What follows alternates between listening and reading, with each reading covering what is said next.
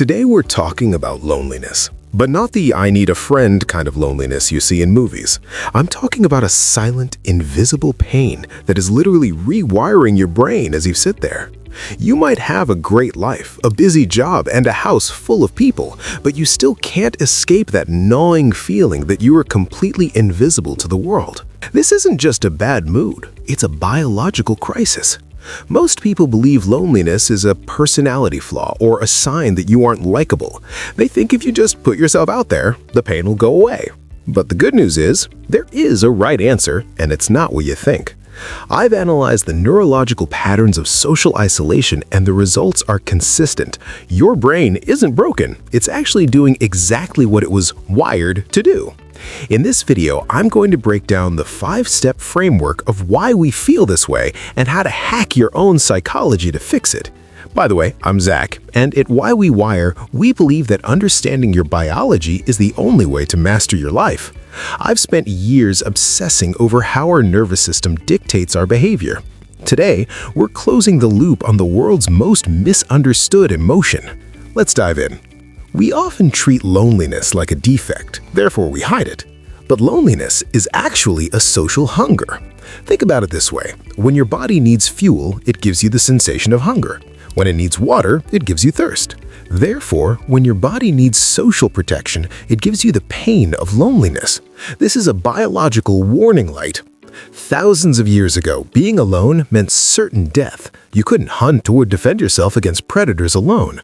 Your brain developed a dance between context and conflict to keep you safe. The context was the tribe, the conflict was isolation.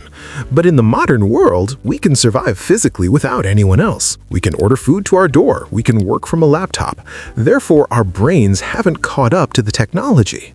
Our subconscious is constantly screaming that we are in danger because we are alone, even though we are physically safe. This creates a massive open loop in your brain, a tension that won't go away until you find a tribe. I want to hear from you in the comments. Do you feel like modern life has made it harder to find a real tribe, or are we just looking in the wrong places? Let me know your thoughts. Understanding this alarm is context, but if you don't understand the loneliness paradox, you will stay stuck in this loop forever. This is the most critical point of the entire video. It's the best point in our outline because it's the most contrarian. When you have been lonely for a long time, your brain doesn't just get sad, it actually moves from a seeking state to a defensive state. In this state, you start to perceive the world through a distorted lens. You see a group of people laughing. Your brain doesn't see fun, it sees a threat because you're not part of it. Therefore, you withdraw even further. It's a jagged edge of psychology. You want connection more than anything, but the lonelier you get, the more hostile the world seems. This is what I call social hypervigilance. Your brain is trying to protect you by making you hyper-aware of social rejection. It's like a smoke detector that is so sensitive it goes off every time you try to cook. You want to reach out, but the fear of a no feels like a physical punch. If you ever felt like you were lonely in a crowd, tell me about that experience in the comments. Does it feel like a protective wall you can't climb over? If this is starting to click, it would mean a lot if you could hit the like button. We're building a community of people who want to understand the why behind the wire, and having you here as a subscriber makes that possible. The most shocking thing about loneliness isn't how it makes you feel, it's what it does to your cells. Research suggests that chronic loneliness is as damaging to your health as smoking 15 cigarettes a day. Therefore, ignoring this feeling isn't just a mental health issue, it's a longevity issue. Loneliness increases cortisol, the stress hormone.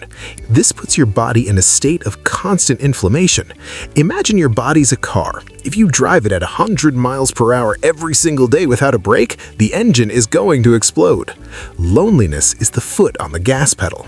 But here is where most people get it wrong. They think the cure for loneliness is simply more people.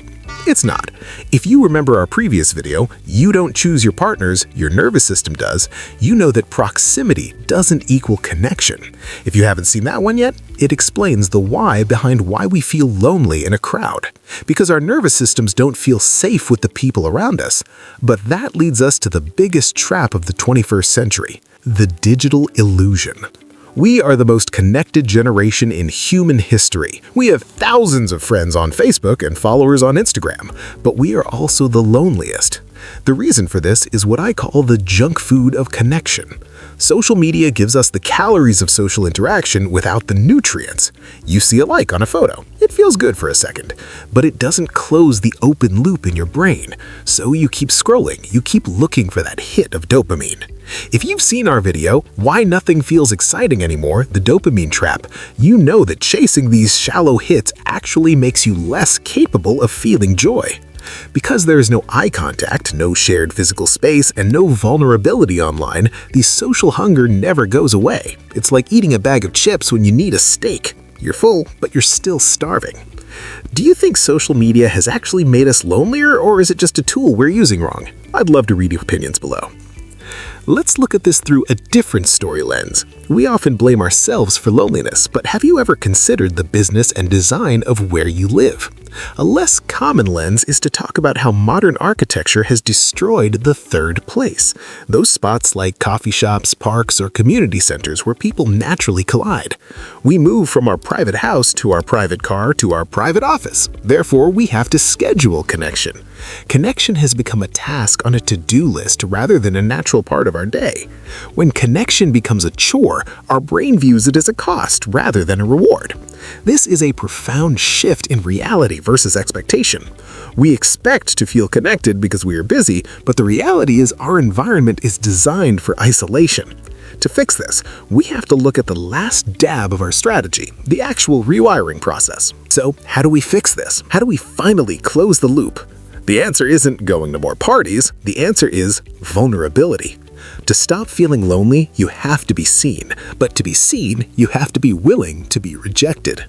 Start small. This is about application. Talk to the barista. Text a friend something honest instead of just sending a meme. Move from a defensive brain back to a seeking brain. Remember, your brain is just trying to keep you safe, so you have to show your brain that the predators are gone and it's okay to come out of the cave. This is a process of discipline, but as we discussed in Stop Forcing Discipline, Do This Instead, you can't just white-knuckle your way through social anxiety. You have to work with your biology. Create small wins that show your nervous system it is safe to connect again. One short sentence of honesty can build more momentum than 1,000 long sentences of small talk.